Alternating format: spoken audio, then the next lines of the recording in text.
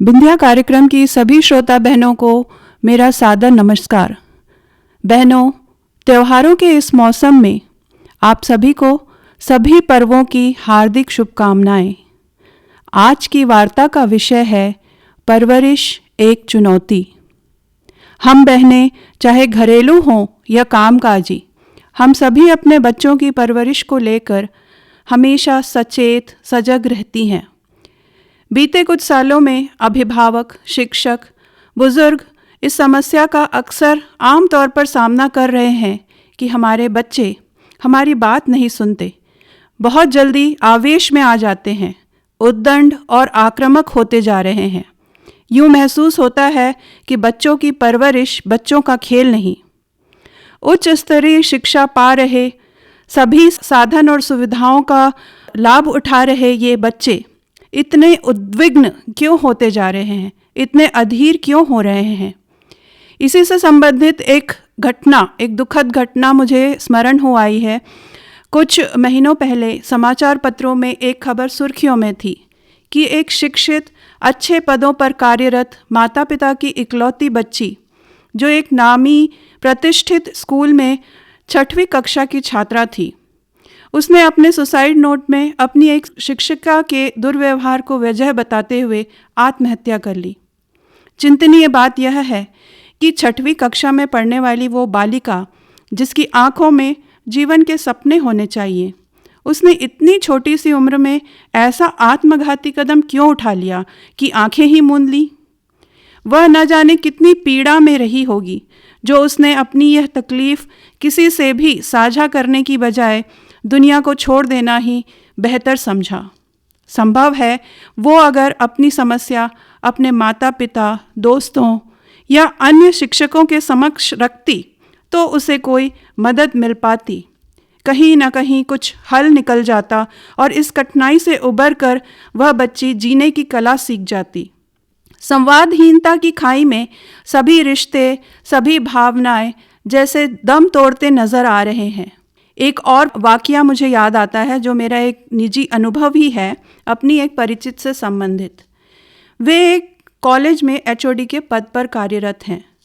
उनका 8वीं कक्षा में पढ़ने वाला बेटा अपनी गणित की शिक्षिका के प्रति बहुत ही उग्र रवैया अख्तियार किए रहता है।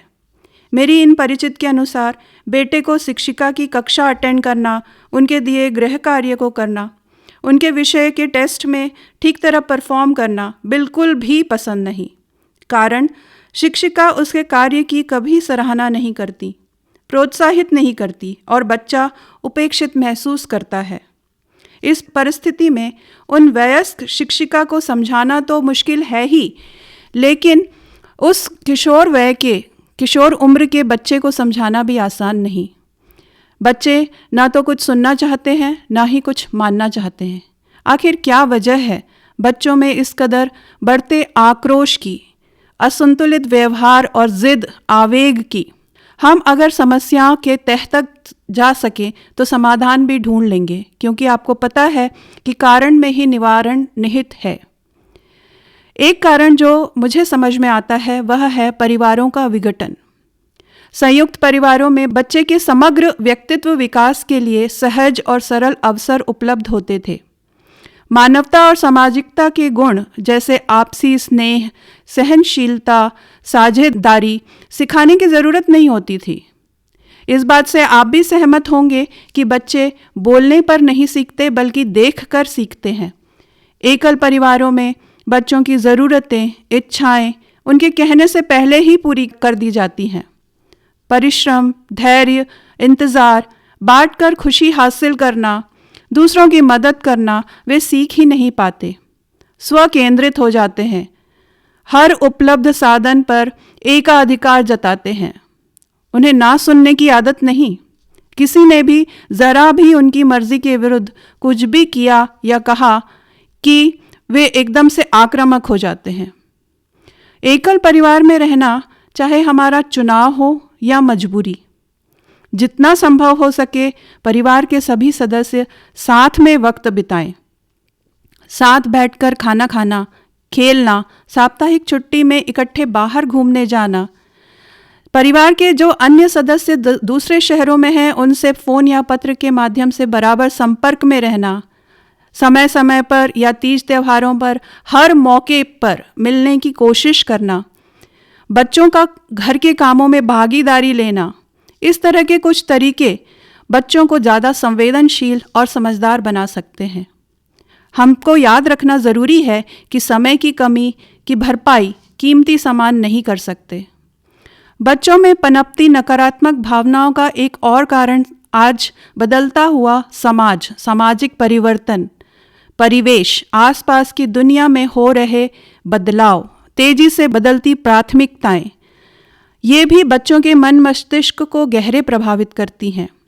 किताबों में तो वे ईमानदारी, सच्चाई, विनम्रता के पाठ ज़रूर पढ़ते हैं, लेकिन वास्तविक जीवन में प्रत्यक्ष रूप में देखते हैं कि लोग झूठ बोलते हैं, बेईमानी करते हैं और धोखे का जीवन बड़ी शानो शौकत के साथ जीते हैं। तो जो कहावत है ना, हाथी के दांत दिखाने के और खाने के और, चरितार्थ होते दिखता है। चारों तरफ ज्ञान बिखरा पड़ा है। क्या सही है, क्या गलत है, क्या करना चाहिए, क्या नहीं करना चाहिए, कैसे रहना चाहिए, सबको सब कुछ पता है, लेकिन ये ज्ञान धारण नहीं किया जाता, सिर्फ फॉरवर्ड किया जाता है। बच्चे बड़ों से ही तो सीखते हैं। कथनी और करनी का फ़र्क, ये अंतर उनके दिमाग में, उनके जहन में कई प्रश्न, कई उलझनें खड़ी करता है। लेकिन उचित मार्गदर्शन के अभाव में बच्चे उसी दिशा में बह निकलते हैं जो राह उन्हें आसान और सुलभ लगती है। उन्हें रोक टोक बर्दाश्त नहीं होती।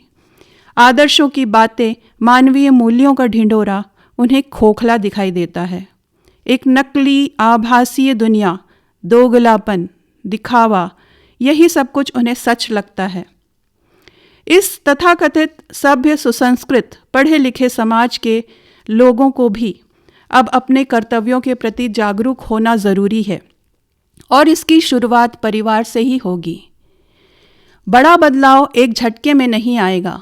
छोटे छोटे ईमानदार, सतत, निरंतर प्रयास ही हमें स्व परिवर्तन से अपने बच्चों में सकारात्मक दृष्टिकोण विकसित करने में मदद कर सकते हैं। हमें सतही नहीं रहना है, बल्कि सतह पर काम करना है और इसके लिए हमें ध्यान रखना है 3 स। ये कौन से 3 स हैं? संवाद, समय और संतुलन।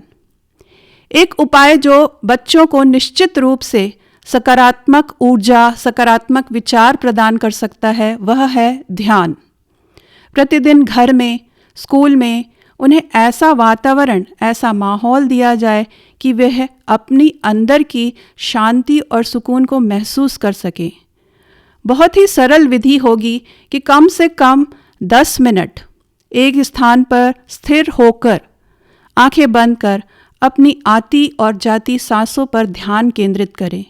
इससे उनके मन पर से महत्वाकांक्षाओं, अपेक्षाओं का बोझ उतर जाएगा। वे हल्का महसूस करेंगे और जीवन की परिस्थितियों से निपटने के लिए बेहतर तैयार होंगे। मानसिक रूप से सशक्त, सुदृढ़, मजबूत बनेंगे। बहनों, हम वो कुम्हार हैं जिनके हाथों में ये बच्चे कच्ची मिट्टी की तरह हैं और हम इन्हें जो आकार देना चाहें दे सकते हैं। हाँ, चाक की गति बाहरी कारणों से प्रभावित हो सकती है, लेकिन फिर उसका नियंत्रण भी तो हमारे हाथों में है। अपनी समझबूझ की और संतुलन की शीतलता से हम अपने बच्चों को विवेकशील, विचारवान और संवेदनशील बना सकते हैं। तो क्यों ना इस शुभ कार्य की शुरुआत आज ही करें। हम अपने बच्चों के साथ संवाद कायम करें, उनके दोस्त बने, उनके साथ बैठकर ध्यान करें, उनके साथ ज़्यादा से ज़्यादा समय बिताएं। तो इस कार्य में सफलता की मंगल कामनाओं के साथ मैं अब अपनी वाणी को विराम देती हूँ। आपका बहुत बहुत धन्यवाद बहनों।